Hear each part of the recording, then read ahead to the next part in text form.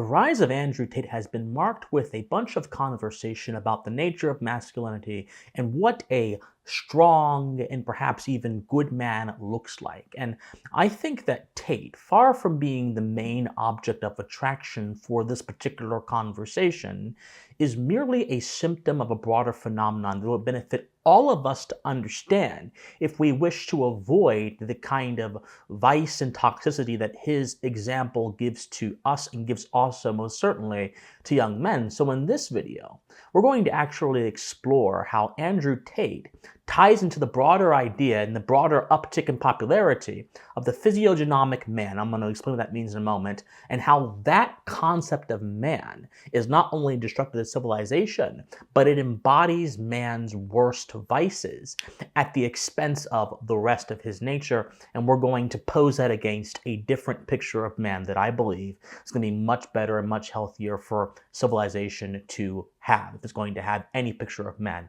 at all. But before we explore this, my friends, I hope all of you are doing well today. I'm Christian Watts. Thanks so much for being here. If you enjoy political and social commentary with a philosophical bent, then I must implore you to please like, share, comment, subscribe, and do whatever you can to support us. If you wish to go to the extra mile, you can also donate as well. That is not required. I appreciate all of your contributions and your thoughts and your participation in this project that we have here at Pensive Politics. Thank you guys so much for being here. Now, please enjoy the video. So, as I mentioned, Tate represents the physiognomic man. And this is, by the way, quite an old concept that stretches back to the annals of time, going all the way back even to ancient Greece. But I'm going to focus on two particular pictures of this kind of man, so you can see what I'm talking about. And we're going to walk through the characteristics of this kind of man, and we're going to see exactly how it lines up with Tate's behavior. But before we do that, I must establish that many people already have a distaste for the kind of behavior that Tate embodies. He said a lot of things about women that treats them more like property as opposed to being human. He said a lot of things about also masculinity that treats it more as an assertion of strength and materialism than it does any other kind of thing. In fact, in the past, I've actually talked about how Tate himself has no value hierarchy, in that his value hierarchy instead is simply soulless materialism. But this explanation, again, I think only talks to what he is in the short term, as opposed to what he represents in the long term.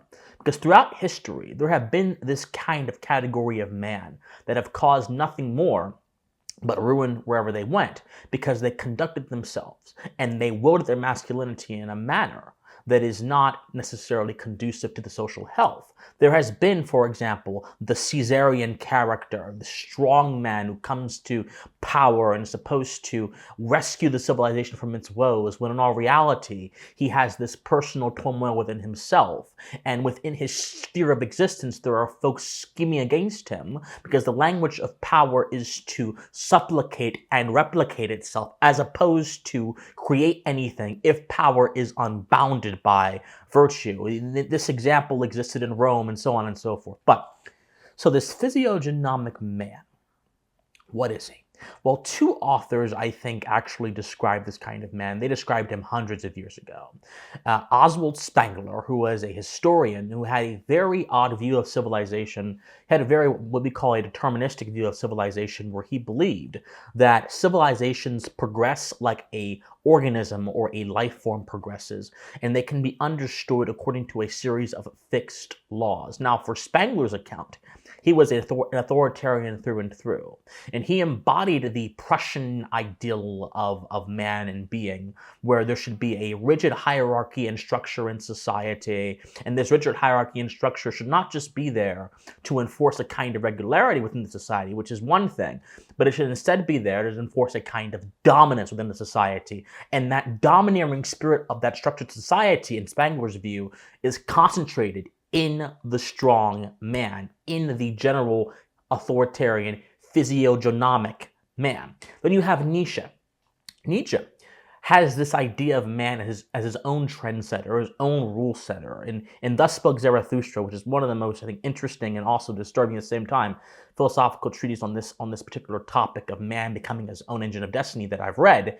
Nietzsche describes the three phases of metamorphosis. He describes man being first a child, then being, of course, a camel, and then finally becoming a lion. The child is the kind of innocent-like state, according to Nietzsche, that we find ourselves in when we come into the world. The camel has a hump on its back, because according to Nietzsche, the camel is burdened down by the expectations of the society. And so the camel is essentially a slave. He has what Nietzsche calls slave morality.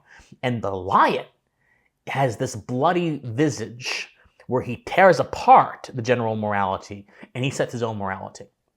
Both of these depictions of man, I think, encompass the kind of phenomenon that Tate ultimately embodies. Allow me to read you a quote here from Spangler concerning what he believes the fulfillment of his kind of man is. Spangler says the following, in Impressionism and Socialism, where he kind of describes the relationship between the two. He says, "My fervent hope is that no one will remain hidden who was born with the ability to command, and that no one is given the responsibility for commanding who lacks the inborn talent for doing so. Socialism means ability, not desire. Not the quality of intentions, but the quality of accomplishments is decisive. I turn to our youth. I call upon all who have marrow in their bones and blood in their veins. Train yourselves. Become men. We need no more ideologists, no more chatter about Bildung and cosmopolitanism and Germany's intellectual mission. We need hardness. We need a courageous skepticism. We need a class of socialistic master types. Once again, socialism means power, power, and more power. Thoughts and schemes are nothing without power. The path to power has already been mapped. The valuable elements of German labor and union with the best representatives of the old Prussian state idea, both groups determined to build a strictly socialist state, to democratize our nation in the Prussian manner. Both forged into a unit by the same sense of duty, by the awareness of a great obligation, by the will to obey in order to rule, to die in order to win, by strength to make immense sacrifices in order to accomplish what we are born for, what we are, and what could not be without us." For Spengler, man is born into this context where power and the pursuit of power and the obtaining of power within the context of furthering the Prussian project is the ultimate pinnacle of man. And ideology and ideas and concepts and principles are all, according to him, impediments that hold man back from being able to go in to his destiny. Now, unlike Nietzsche, Spengler's view of man is ordered. Spangler's view of man is not necessarily one where man defines his own destiny, but where he uses power as a vehicle to carry forth a pre-established destiny, which is still authoritarian in nature, whereas Nietzsche is more so like, do what you wish, establish what you wish, and do not be afraid of the slave morality. So we can see that these two ideas have a synergy together in the sense that they are saying that the will and power are at the pinnacle of what it means to be a man and what it means to be fulfilled in the world, although they differ in terms of their restraint and their temperament. And so there are several characteristics of the physiognomic man that we have to look at here before going back to Tate. The first characteristic is a will to power attitude. That means that your will is what enforces your destiny and your own particular preferences are that which shape the world. The authoritarian sensibility. So not only is it your will that shapes the world, but it is your ability to bring others into submission to your will, to your strength, so to speak, under this context, that also is an important part of being a man. There's a rejection of rationality in favor of passion and desire. You see, Spangler and Nietzsche they both have this sort of distaste in their mouths for principles and general morality, and they have more of a desire for man to tap into his guttural animal nature. Nietzsche calls this the lion, and Spangler calls this being a man. And so passion and desire are those which are perhaps the most authentic expression of man as opposed to reason and morality, and that's what's being pursued here. Then you have a romanticization of physical strength, because strength alone is simply a quality which allows us to do things in physical space. It's not necessarily something that has a particular value unless it is viewed on a level of abstraction. When you abstract it and you view it as a broader concept that goes beyond just the material form, that's when it has value. And so they take this and they capture the idea of strength with the imagination and romanticize it as this pinnacle of manliness. And all of this adds up to the physiognomic man becoming closer to barbaric man than he is civilized man. This is ultimately the problem with the vision Spangler, Nietzsche, and at the very bottom of the river, Tate ultimately suggest is that the difference between primitive man and barbarian man and civilized man is that primitive man, his entire existence was based in being bound to space and time, based in not being able to fulfill his full potential, based in not being able to wield his creative faculties for creation. Then primitive man discovered fire. When primitive man discovered fire, he was able to create tribes that gathered around the fire, and he was then able to abstract and distinguish between the area where the fire was, which was a safe area, and the wilderness, which meant certain death. And that, on discovering a fire, primitive man became barbaric man. Now, barbaric man had the fire, and he understood the difference between where the fire was and where the wilderness was. But barbaric man had no concept of broader cooperation. His concept was merely hunt, gather, kill, and destroy enemies. There was no civility. There was no need or recognition of the need that we have for a broader kind of alliance, which brings a civilization. Civilized man took the idea of fire and then expanded it, and just didn't expand it within territory, but also expanded it in his own human relationships. But in order to do so, he needed to recognize that he, as an individual, as a man, is a social animal. And this is what the physiognomic man that people like Andrew Tate and more broadly Spangler and Nietzsche pose is so dangerous, and it is so unfortunate.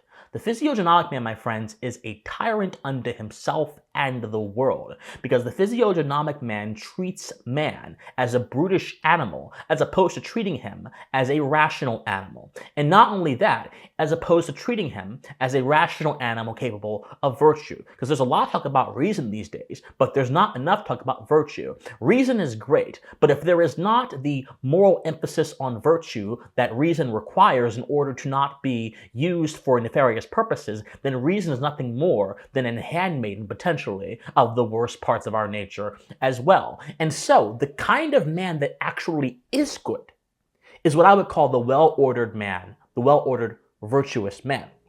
And there are several aspects of this kind of man as well. So, for example, as opposed to the physiognomic man, the well-ordered virtuous man understands that he at first is a social animal, and that his actions and his nature are embodied with an essence that entail principles and habits that make him suitable for society, though he is also still an individual. So the well-ordered man operates in society as an individual by embodying these virtues, and by embodying rather these principles that are social, rather. Then secondly, this nature and these habits that he have are regulated by his conscience.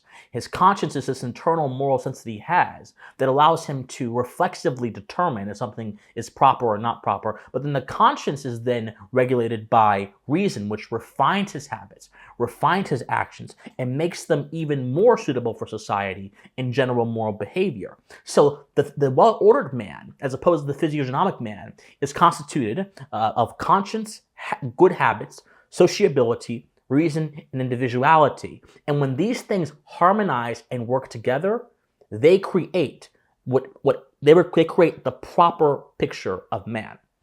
It is obvious that Andrew Tate lacks the characteristics and the virtues of the well-ordered man, because the well-ordered man, after these things harmonize, is then colored by his virtues. See, the mechanics of a man are basic, but virtues are distinctive.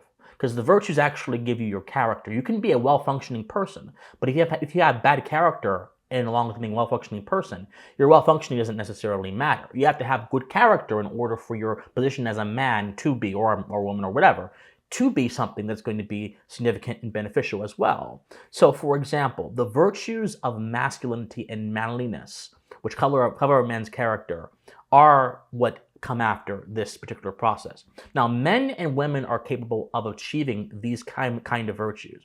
But what defines what a man is the impulse that drives him towards certain virtues and the kinds of virtues that his actions generally reflect versus the kind of virtues that a female's actions generally reflect. So, for example, both men and women can be nurturing, But women generally are the nurturers. Now, this is not a hard and fast rule. Of course, free will exists. Human beings are dynamic, and these things can have a lot of room to move within them. But the point is, a man is going to be more generally moved towards an adventurous kind of virtue, as opposed to a more nurturing kind of virtue, so on and so forth.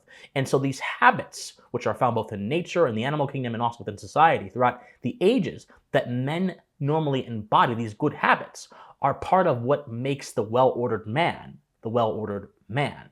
Now, why Andrew Tate is not an example of the well-ordered man is actually quite clear. Look at what he says, for example. He says, for example, that he said one time that women are born with innate power, but every time someone has sex with them, he uses a different word I'm not going to use, they give it away. He takes it. That's why the most powerful men have slept with endless women, and why the least magical men have slept with endless men. So again, just like Spangler and Nietzsche would believe, the man chasing his will and chasing his desires and embodying this kind of pseudo strength is what makes him a man, as opposed to having a well-ordered relationship with sex.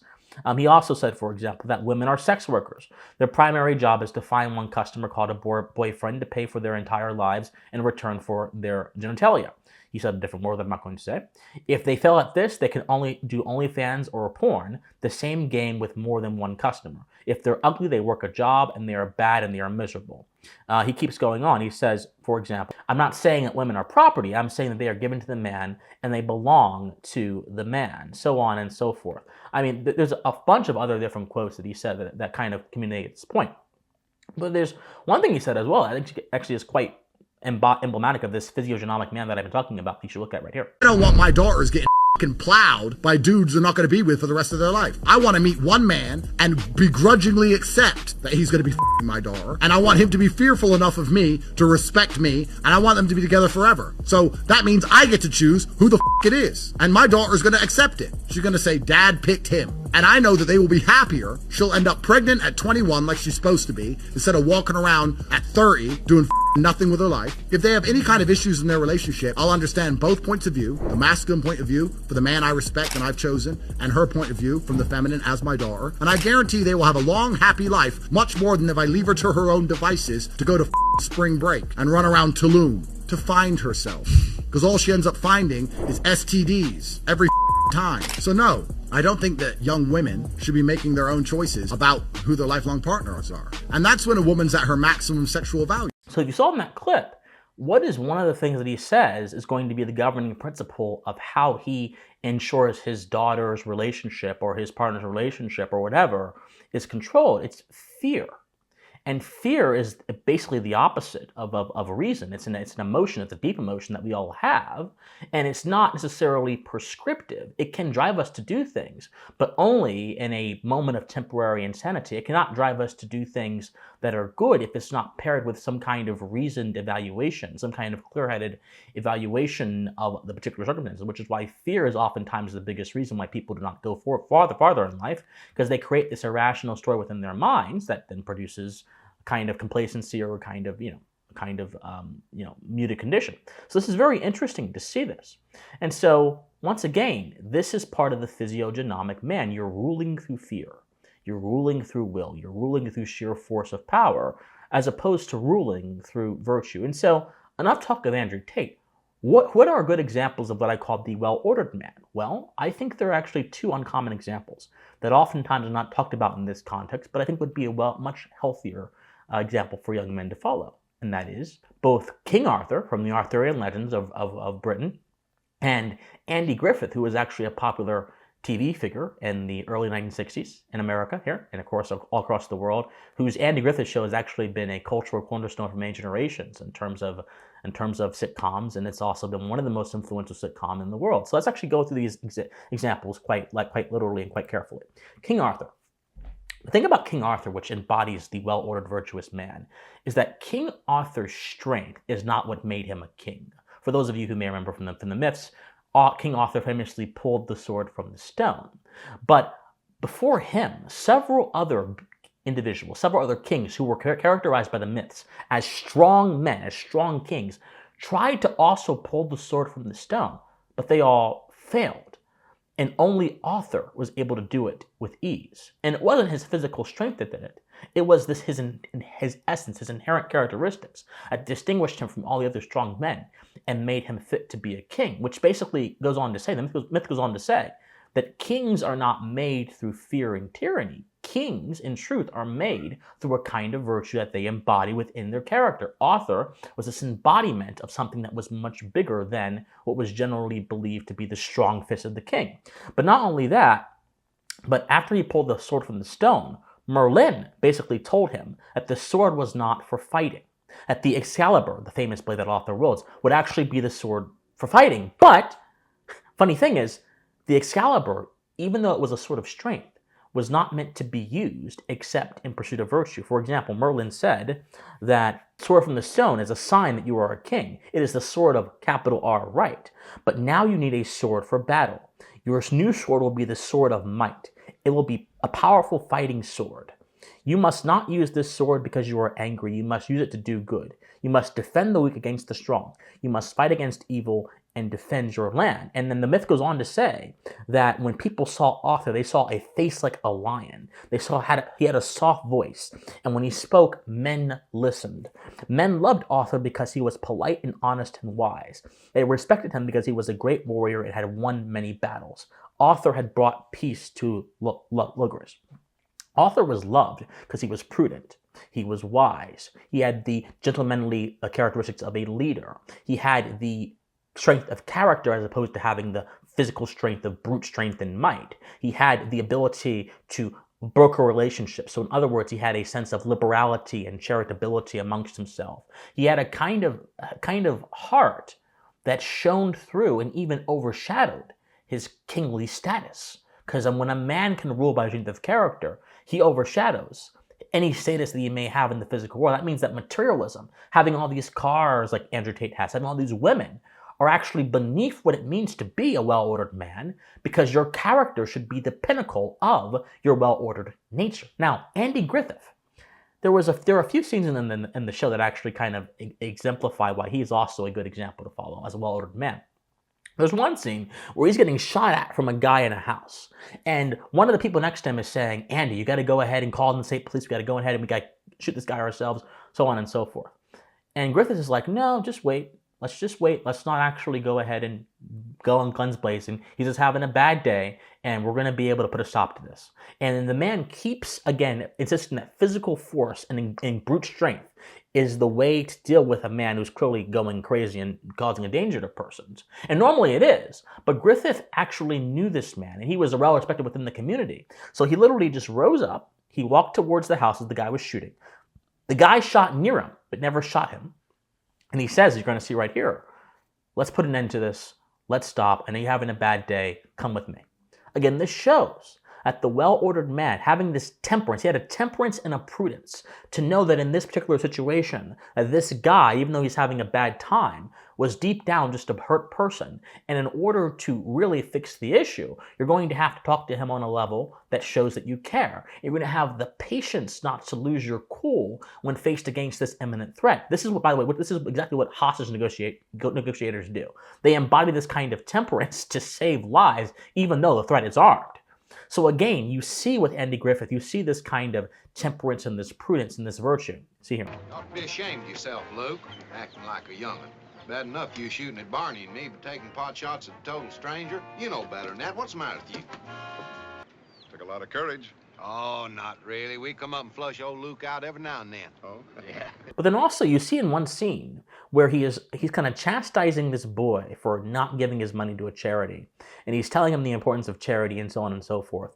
But the boy himself is continuing to insist that, he is going to give the money to somebody else and give the money to his girlfriend and give the money to this particular thing. And Andy keeps chastising him until he realizes what the money actually is for. When he finds out what the money actually is for, he has the humility to throw himself down conceptually and say to this much younger boy, I'm sorry, I was wrong, and I understand. This is a grown guy who has a status. He's the sheriff. He's the most respected figure in the town. He has a lot of power.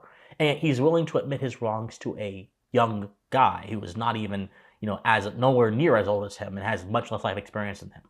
Once again, this embodies the well-ordered man because it shows that you recognize the limitations that even you and your own knowledge, the finitude that even you and your own knowledge as a social animal have, and that you should be willing to submit to what is true regardless of what you personally feel, regardless of what your will is, regardless of what your brute strength is.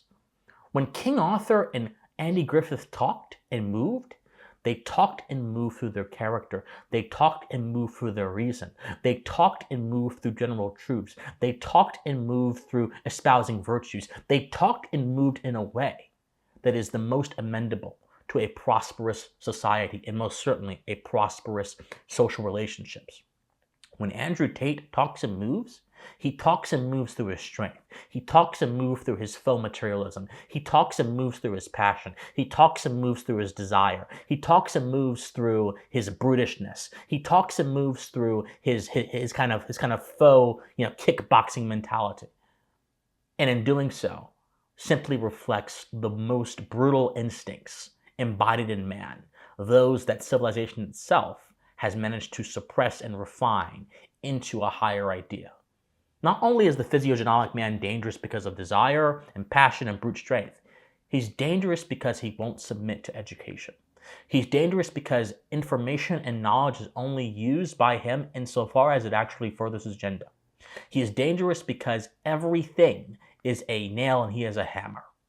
Again, he's a tyrant unto himself and to the world. So my friends, in a world of Andrew Tates, in a world of physiognomic men that wish to dominate and with brute force and control and be slaves to the desire and believe that their authoritarian impulse is something strong, being King Arthur, be meek, be mild, be temperate, but also have this strength of character. Be Andy Griffith, be charitable, be humble, be honest. Because these things, my friend, I believe, will reverse the rise of the physiognomic man. They will embody a kind of virtue that will command respect, not only command respect, but also command creation with creativity, with creation within others towards you. And most importantly, they will make this world, and this nation, and this civilization within the West more better, more prosperous, and more vibrant than it ever has been. Because the physiognomic man can only offer you a road that leads to ruin, but the well-ordered man can offer you a road that leads to, once again, not only prosperity, but enlightenment. My friends, like, share, comment, subscribe, do whatever you can to ensure our message is successful. My friends, study history, study philosophy, make more like a big name, please stay pensive. Bye, guys.